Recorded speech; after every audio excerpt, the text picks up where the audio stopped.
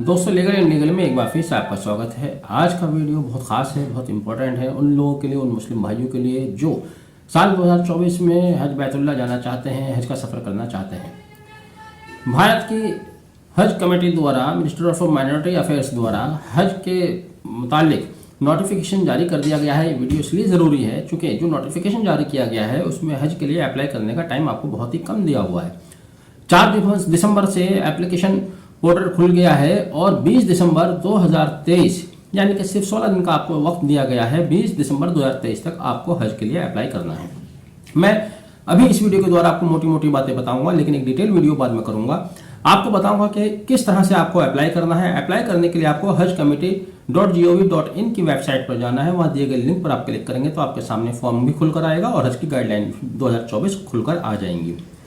इसके अलावा भारत सरकार द्वारा एक हज सुविधा के नाम से मोबाइल एप्लीकेशन बनाया गया है, जहां पर आपको डिटेल इन्फॉर्मेशन मिलेगी, किस तरह से अप्लाई करना है वो सारी भी जानकारी मिल जाएंगी। फिलहाल आप ये समझ लीजिएगा कि आपकी कौन कौन सी जरूरतें हैं जो आपको अप्लाई करते वक्त चाहिए। पहली बात, आपको एप्लीकेशन के साथ कोई फीस नहीं देनी है, 1 रुपया भी आपको खर्च नहीं करना है अप्लाई करते वक्त।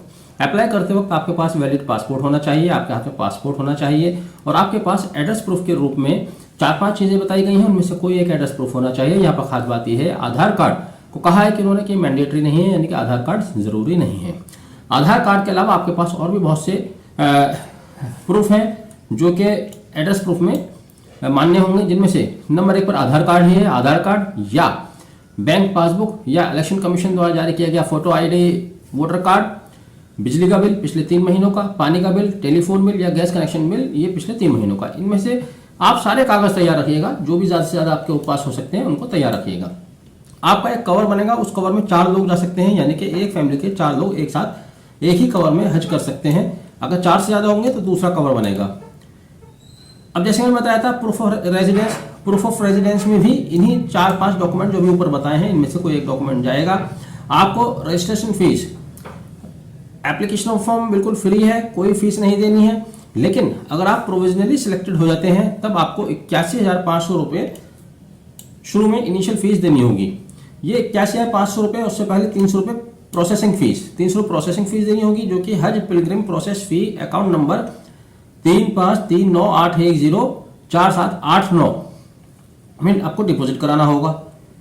इसके अलावा आप हज पिलग्रिम्स के नाम से खुले हुए अकाउंट में भी जमा कर सकते हैं, जिसका अकाउंट नंबर है 3187020104061010।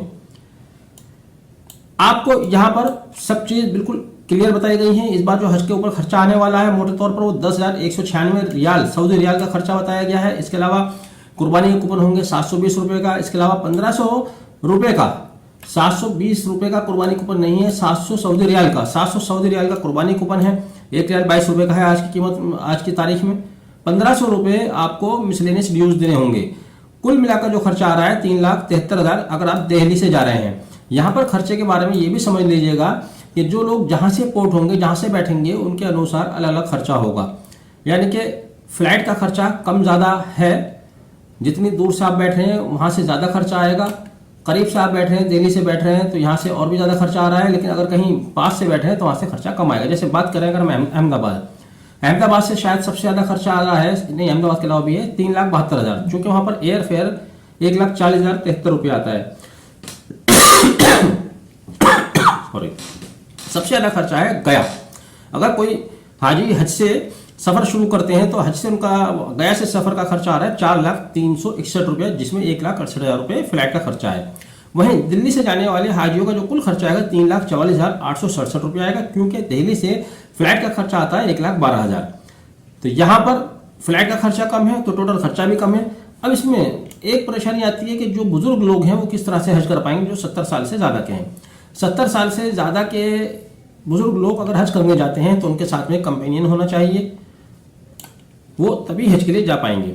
70 साल उनकी एज कब कैलकुलेट की जाएगी? 3 दिसंबर 2023 को कैलकुलेट की जाएगी। बाहर मोटी बात यह है कि 20 दिसंबर से पहले आपको हज के लिए अप्लाई करना है। बहुत कम आपके पास वक्त है, पहले आप अप्लाई कीजिए hajcommittee.gov.in, जिसका कोई खर्चा नहीं आ रहा है, या हज सुविधा का मोबाइल एप्लीकेशन डाउनलोड कर लीजिए, वो मैं आपको स्क्रीन पर दिखाऊंगा।